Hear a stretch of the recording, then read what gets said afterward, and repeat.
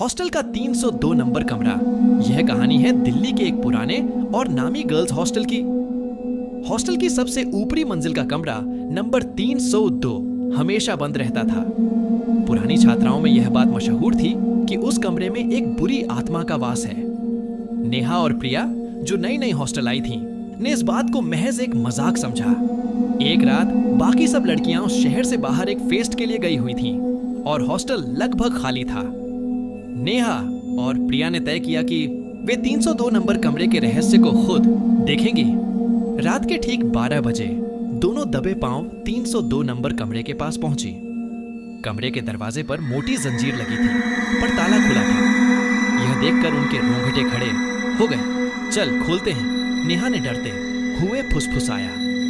प्रिया ने कांपते हाथों से जंजीर हटाई और दरवाजा धीमे से खोला। अंदर घुप अंधेरा था और हवा एकदम से ठंडी हो गई। कमरे से एक अजीब सी सड़ी हुई गंध आ रही थी। जैसे ही उन्होंने टॉर्च जलाई, उन्हें कमरे के बीचों बीच एक पुरानी धूल से ढकी गुड़िया दिखाई दी। उस गुड़िया की आंखें गायब थीं और वो उन्हें घूर रही थी। तभी कमरे के एक कोने से खरोंचने की आवाज आई, जैसे कोई नाखूनों से दीवार पर निशान बना रहा हो। दोनों डर के मारे वहीं जम गई। नेहा ने हिम्मत करके पूछा, कौन है वहां? आवाज बंद हो गई और उसकी जगह एक बच्चे के रोने की धीमी भयानक आवाज आने लगी। प्रिया ने जैसे ही मुड़कर भागने की कोशिश की, दरवाजा तेजी से बंद हो गया और ताला अपने आप लग गया।